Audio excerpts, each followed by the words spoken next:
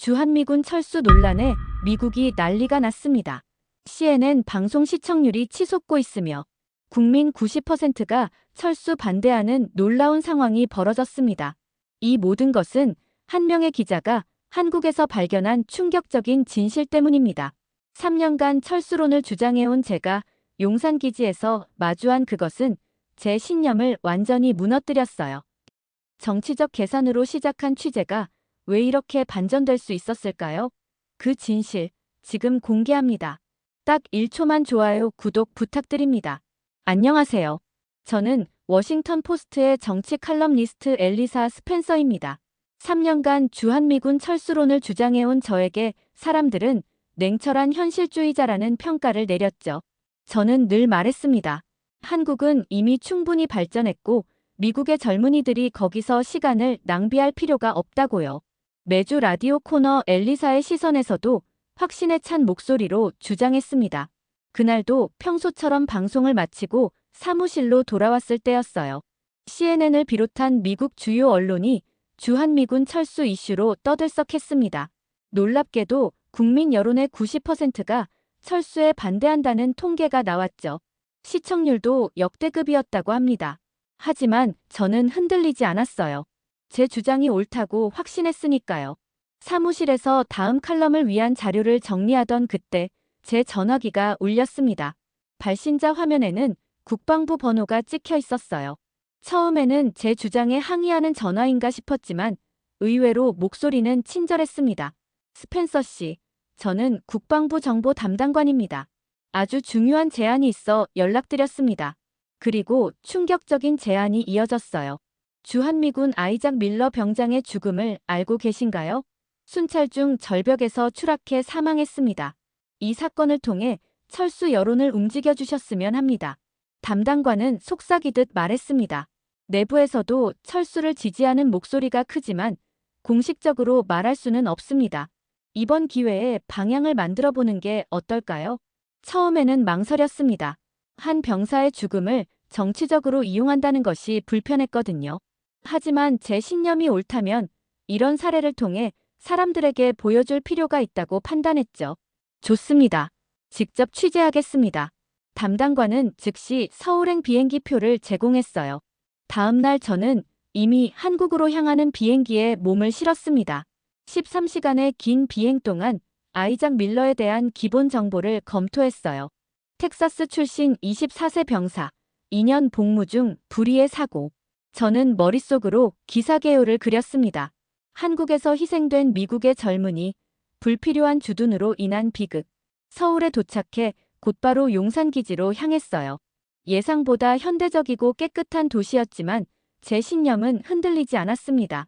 용산기지에서 부대장을 만났고 그는 조용히 저를 아이작의 개인 물품이 보관된 방으로 안내했어요. 문을 열자마자 저는 당혹감을 느꼈습니다.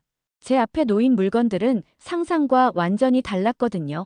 군화나 무기 대신 그곳에는 형광펜으로 가득한 한국어 교재, 귀화 신청서 요약본, 아이들이 그린 편지, 그리고 아이작 선생님 사랑해요라고 적힌 쿠폰 봉투가 놓여 있었습니다.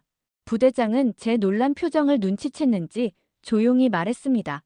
아이작 밀러는 여기서 단순한 병사가 아니었습니다. 한국에 깊은 애정을 가진 사람이었죠. 저는 말문이 막혔어요. 방 안에 가득한 아이작의 흔적들은 제 예상과 너무나 달랐습니다. 한국어 교재에는 빼곡히 메모가 적혀 있었어요. 제가 상상했던 냉정한 군인의 모습이 아니라 이 나라에 정착하려 했던 한 사람의 열정이 느껴졌습니다. 이건 뭐죠? 한 묶음의 사진을 집어들며 물었어요. 아이작이 봉사활동하던 소망나무 보호센터에서 찍은 사진입니다. 매주 토요일마다 그곳을 찾아갔어요. 사진 속에는 아이들과 함께 김밥을 만들고 영어를 가르치는 아이작의 모습이 담겨 있었습니다. 모두 환하게 웃고 있었어요. 다른 사진에서는 추석날 아이들과 송편을 빚는 모습도 보였습니다. 얼굴에 밀가루를 묻히고 해맑게 웃는 아이작의 표정이 제 마음을 흔들었어요. 보호센터 주소 알 수 있을까요? 부대장은 기꺼이 정보를 제공했습니다. 저는 다음 날 바로 소망나무 보호센터를 찾아갔어요. 서울 북부에 위치한 작은 건물이었습니다. 문을 열자 아이들의 웃음소리가 들려왔어요. 정가연 원장님이 저를 맞아주셨습니다. 제가 누구인지 말씀드리자 정 원장님의 표정이 어두워졌어요. 아이작 선생님 소식을 듣고 아이들이 많이 슬퍼했어요.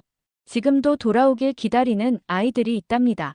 정 원장님은 사무실로 저를 안내했고 벽에 걸린 사진들을 가리켰습니다. 그곳에는 아이작과 아이들의 다양한 활동 사진이 걸려 있었어요. 아이작은 단순한 봉사자가 아니었어요. 우리 아이들에게 진짜 가족이었죠. 한국어를 배우고 싶다며 아이들과 함께 공부하기도 했고 명절이면 우리 문화를 배우려고 노력했어요. 정 원장님은 서랍에서 작은 노트를 꺼내셨습니다. 이건 아이작이 아이들에게 영어를 가르치며 쓴 일기예요. 마지막 페이지를 보세요. 떨리는 손으로 노트를 넘겼습니다. 마지막 페이지에는 정성스러운 글씨로 이렇게 적혀 있었어요. 이곳에서 늙고 싶다. 한국은 내 두 번째 고향이다. 그 순간 제 가슴이 먹먹해졌습니다. 제가 그토록 주장했던 철수론의 의미가 흔들리기 시작했어요. 아이작은 철수의 상징이 아니었습니다. 오히려 그 반대였죠. 아이작 선생님을 아는 다른 분들도 있을까요? 정 원장님은 용산 근처 해피치킨이라는 가게를 추천해 주셨어요. 아이작이 단골로 다니던 곳이에요. 김순희 사장님이 아이작을 가족처럼 대했다고 들었어요. 저는 곧바로 해피치킨으로 향했습니다. 작지만 아늑한 가게였어요. 문을 열자 달콤한 양념 냄새가 코를 찔렀습니다. 어서 오세요. 김순희 사장님이 환하게 웃으며 맞아주셨어요. 제가 아이작 밀러에 대해 취재 중이라고 말씀드리자 김 사장님의 얼굴에 슬픔이 스쳤습니다. 아이작이요? 우리 가게 첫 외국인 단골이었어요. 처음엔 말도 안 통했지만 나중엔 한국말로 주문할 정도로 열심히 배웠죠. 김 사장님은 가게 벽에 걸린 사진을 가리켰습니다. 거기엔 아이작이 김장 행사에서 아이와 하이파이브를 하며 웃고 있는 모습이 담겨 있었어요. 추석 때는 아이작을 우리 집에 초대했었어요. 한복도 입혀줬죠. 처음에는 어색해하더니 나중에는 한국 노래까지 따라 부르며 즐거워했답니다. 김순희 사장님은 눈시울을 붉히며 추억을 이야기했어요.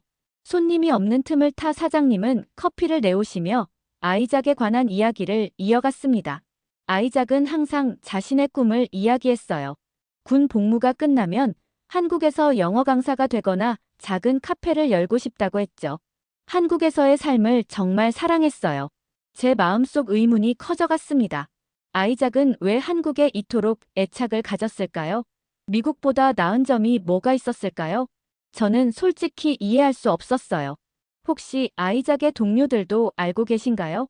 김 사장님은 고개를 끄덕이셨습니다. 가끔 같이 오는 미군 친구들이 있었어요. 닉과 다니엘이라고 이따금 들르곤 해요. 운이 좋게도 그날 저녁 닉과 다니엘이 해피치킨을 찾았습니다. 김 사장님의 소개로 저는 그들과 이야기를 나눌 수 있었어요. 아이작은 군복보다 앞치마가 더 잘 어울리는 친구였어요. 닉이 쓸쓸한 미소를 지으며 말했습니다. 다니엘이 덧붙였어요. 아이작은 늘 한국에 대해 이야기했어요. 우리가 이해 못할 정도로요. 한국어 공부에 미쳐 있었고 한국 음식, 문화, 사람들, 모든 것을 사랑했죠. 왜 그랬을까요? 저는 물었어요. 다니엘이 잠시 생각에 잠겼다가 대답했습니다. 아이작은 텍사스의 작은 마을 출신이에요. 가정 환경이 좋지 않았고 어디에서도 소속감을 느끼지 못했죠. 하지만 한국에서는 달랐어요. 이곳 사람들이 그를 진심으로 대해주는 것을 느꼈대요. 처음으로 집이라고 부를 수 있는 곳을 찾은 거죠. 그날 밤 호텔로 돌아와 저는 지금까지 모은 자료들을 정리했습니다. 제 노트북 화면에는 처음 구상했던 기사 제목이 그대로 남아 있었어요. 한국에서 희생된 미국의 젊은이. 하지만 이제 그 제목은 공허하게 느껴졌습니다. 자료를 정리하던 중 편집장 그레이슨 리에게서 전화가 왔습니다. 엘리사, 어떻게 돼가고 있나? 기사는 언제쯤 받아볼 수 있지? 자료를 더 수집하고 있어요. 생각보다 복잡한 상황이에요. 그레이슨의 목소리가 단호해졌습니다. 복잡할 것 없어. 이건 청문회 테이블을 뒤집을 수 있는 기회야. 감성팔이 하지 말고 우리가 계획한 대로 진행해. 전화를 끊고 나서 마음이 무거워졌어요. 이제 저는 진실과 제 신념 사이에서 고민하고 있었습니다. 창밖으로 서울의 밤 풍경을 바라보며 생각에 잠겼어요. 우연히 휴대폰을 확인하다가 SNS 검색창에 아이작 밀러의 이름을 입력했습니다. 그의 마지막 게시물이 나타났어요. 이곳에서의 삶이 진짜 나를 찾게 해준다. 한국에서 보낸 메일이 새로운 발견의 연속이다. 해시태그 두 번째 고향, 해시태그 한국사랑. 그 아래에는 한강에서 찍은 노을 사진이 있었습니다. 따뜻한 빛이 물에 반사되는 아름다운 장면이었어요. 그 순간 제 마음속에 결정이 내려졌습니다. 저는 진실을 전해야 했어요. 아이작의 진짜 이야기를, 그가 이 땅에서 찾은 진정한 의미를 말이죠. 다음 날 아침, 저는 호텔 카페에 앉아 기사를 쓰기 시작했습니다. 손가락이 키보드 위에서 춤을 추듯 움직였어요. 하지만 이번엔 제가 계획했던 내용과는 전혀 다른 이야기였습니다. 그는 철수의 상징이 아니었다. 그는 이곳에 뿌리내리고 싶었던 한 사람일 뿐이었다. 3시간 동안 쉬지 않고 글을 썼어요. 아이작의 진짜 모습, 그가 한국에서 찾은 의미, 그리고 그가 남기고 싶었던 흔적들, 모든 것을 있는 그대로 담았습니다.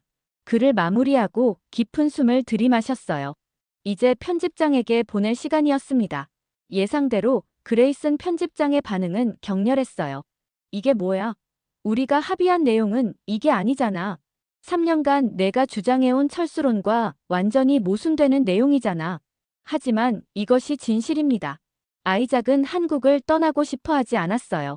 오히려 이곳에 평생 머물고 싶어 했죠. 그레이슨의 목소리가 더욱 날카로워졌습니다. 국방부와의 약속은 어떻게 할 건데? 이런 감성팔이 기사가 무슨 의미가 있어? 당장 수정해. 하지만 저는 흔들리지 않았습니다. 죄송합니다. 하지만 이 기사는 이대로 나갑니다. 아이작의 삶을 정치적 도구로 쓸 수 없어요. 결국 제 고집을 꺾지 못한 그레이스는 마지못해 기사 출고를 허락했어요. 다음 날 아침, 제 기사는 워싱턴 포스트 온라인판 일면을 장식했습니다. 반응은 폭발적이었어요. 보수 언론은 저를 배신자라고 몰아세웠고 국방부는 급히 해명에 나섰습니다. 하지만 대중의 반응은 달랐어요. 많은 사람들이 아이작의 이야기에 감동받았고 저에게 응원 메시지를 보내왔습니다. CNN에서는 특집 방송을 통해 제 기사를 다루었고 시청률은 역대급이었다고 해요. 주한미군에 대한 토론은 더 이상 단순한 정치적 계산이 아닌 실제 사람들의 이야기로 채워지기 시작했습니다. 기사가 나간 지 일주일 후 저는 서울 외곽에 있는 작은 미군 묘지를 찾았어요. 아이작 밀러의 묘비 앞에 무릎을 꿇고 조용히 말했습니다. 당신을 정치의 도구로 쓰려 했지만 나는 사람으로 기억하겠습니다. 꽃다발을 내려놓고 묘비를 쓰다듬었어요. 돌 위에는 그의 이름 아래 작은 글씨로 한글이 새겨져 있었습니다. 이 나라는 나를 살게 한다. 귀국하는 비행기 안에서 노트북을 열었습니다. 새로운 기사의 제목을 입력했어요. 아이작 밀러의 의문의 죽음. 우리가 잊지 말아야 할 진실. 미국으로 돌아온 후 제 일상은 완전히 달라졌습니다. 아이작의 이야기는 단순한 기사를 넘어 사회적 현상이 되었어요. 많은 언론이 저를 인터뷰하고 싶어 했고 대학에서는 특강 요청이 쏟아졌습니다. 하지만 저는 대부분 거절했어요. 이 이야기의 주인공은 저가 아니라 아이작이니까요. 사무실로 돌아온 첫날, 동료들의 시선이 느껴졌습니다. 어떤 이들은 존경의 눈빛으로, 또 다른 이들은 배신자를 보듯 저를 바라봤어요. 그레이슨 편집장은 차가운 표정으로 저를 사무실로 불렀습니다. 내 기사가 큰 파장을 일으켰더군. 하지만 알아둬. 국방부에서는 내가 다시는 그들의 브리핑에 참석하지 못하도록 조치를 취했어. 괜찮습니다. 예상했던 일이에요. 그레이스는 잠시 침묵했다가 이야기를 이어갔습니다. 솔직히 말하마. 내 예상을 완전히 뒤엎었어. 하지만 좋은 기사였다. 그의 입에서 나온 칭찬이 의외였지만 저는 담담하게 받아들였어요. 이제 저에게는 새로운 사명이 생겼으니까요. 집으로 돌아와 아이작의 일기장을 다시 펼쳤습니다. 그의 마지막 글을 읽으며 깊은 생각에 잠겼어요. 이 나라는 나를 살게 한다. 내가 꿈꾸던 것보다 더 큰 꿈을 꾸게 한다. 그리고 일기장 맨 뒷장에 접혀있던 종이를 발견했습니다. 소망나무 보호센터 아이들에게 남기려 했던 편지였어요. 언젠가 나는 군복을 벗고 여러분 곁으로 돌아올 거예요. 그때는 선생님으로, 이웃으로, 가족으로 함께 할게요. 약속합니다. 눈물이 흘렀습니다. 아이작이 이루지 못한 약속. 그 꿈이 너무나 생생하게 느껴졌어요. 다음 날 아침, 저는 결심했습니다. 그의 꿈을 대신 이어가기로요. 소망나무 보호센터에 연락해 후원 프로그램을 시작했고, 아이작의 이름으로 장학금을 만들었습니다. 한 달 후, 저는 라디오 방송 엘리사의 시선에서 마지막 방송을 진행했어요. 오늘은 여러분께 고백할 것이 있습니다. 저는 3년간 주한미군 철수론을 주장해왔습니다. 하지만 이제 그 주장을 철회합니다. 숫자와 전략만으로는 볼 수 없는 진실이 있기 때문이죠. 그것은 바로 사람입니다. 방송을 마치고 사표를 제출했어요. 많은 이들이 놀랐지만 저는 확신에 찬 표정으로 새로운 길을 걸었습니다. 6개월 후, 저는 서울 소망나무 보호센터에서 영어를 가르치고 있었어요. 아이들은 저를 엘리사 선생님이라 부르며 반겨주었습니다. 벽에는 아이작의 사진과 함께 그의 꿈을 이어간다는 문구가 걸려 있었어요. 한 아이가 물었습니다. 선생님, 왜 미국에서 여기로 오셨어요? 저는 미소 지으며 대답했어요. 한 사람의 꿈이 내게 가르쳐준 진실을 찾아서 왔단다. 한 사람의 삶은 수치나 명분이 아니라 진심과 관계로 완성된다는 것을. 한국에서의 새 삶이 시작된 지 1년, 저는 어느덧 이곳 생활에 완전히 적응했습니다. 소망나무 보호센터에서 일하는 동안 아이들은 저에게 한국어를 가르쳐 주었고, 저는 그들에게 영어를 가르쳤어요. 서툴지만 조금씩 한국어로 대화할 수 있게 되었습니다. 매주 토요일이면 아이들과 함께 김밥을 만들고, 명절이면 한국 전통 음식을 배웠어요. 아이작이 걸었던 길을 따라가는 것은 마치 그와 대화하는 것 같았습니다. 그의 흔적을 따라가며 저는 그가 왜 이 나라의 마음을 빼앗겼는지 조금씩 이해하게 되었어요. 어느 날 놀라운 소식이 들려왔습니다. 제가 쓴 아이작의 이야기가 미국 워싱턴 DC에서 열리는 주한미군 정책 토론회의 핵심 자료로 사용된다는 것이었어요. 그것도 아이작의 부모님이 직접 참석해 증언할 예정이라고 했습니다. 정가연 원장님이 말씀하셨어요. 엘리사, 아이작의 부모님이 센터를 방문하고 싶다고 연락이 왔어요. 이번 주말에 오신대요. 가슴이 두근거렸습니다. 아이작의 부모님을 만난다는 생각에 긴장됐어요. 저는 그들에게 어떤 말을 해야 할지 고민했습니다. 주말이 되자 텍사스에서 온 밀러 부부가 센터를 찾았습니다. 아이작을 닮은 눈매의 부모님은 먼저 저를 끌어안으셨어요. 우리 아들의 진짜 이야기를 세상에 알려줘서 고마워요. 밀러 부인은 눈물을 글썽이며 말했습니다. 처음엔 이해할 수 없었어요. 왜 우리 아들이 그렇게 한국에 머물고 싶어 했는지. 하지만 이제 알 것 같아요. 이곳에서 그는 진짜 자신을 찾았던 거죠. 아이작의 아버지는 작은 상자를 꺼내셨어요. 이건 아이작이 어릴 때부터 모았던 보물 상자예요. 당신이 갖길 바랍니다. 상자 안에는 아이작의 어린 시절 사진과 함께 그가 써왔던 일기장들이 들어 있었습니다. 그리고 맨 위에는 편지 한 장이 놓여 있었어요. 엘리사에게. 만약 당신이 이 편지를 읽는다면 그건 내 이야기가 제대로 전해졌다는 뜻일 거예요. 나는 항상 내 자리를 찾지 못했습니다. 하지만 한국에서 처음으로 집이라고 부를 수 있는 곳을 발견했어요. 감사합니다.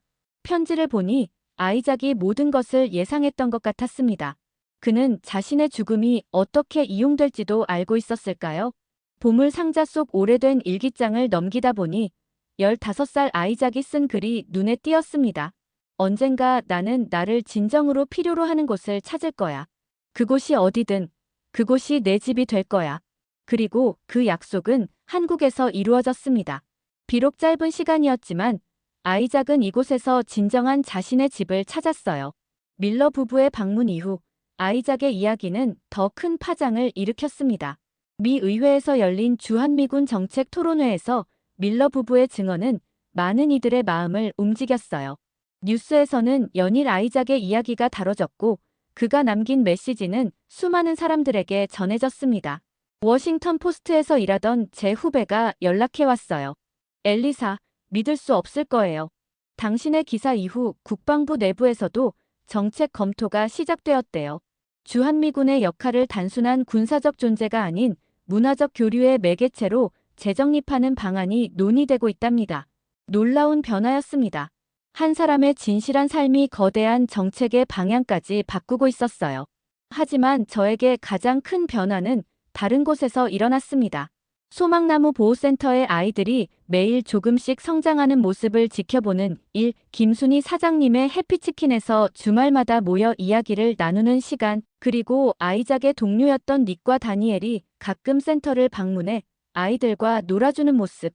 이 모든 것들이 제 삶의 소중한 부분이 되었어요.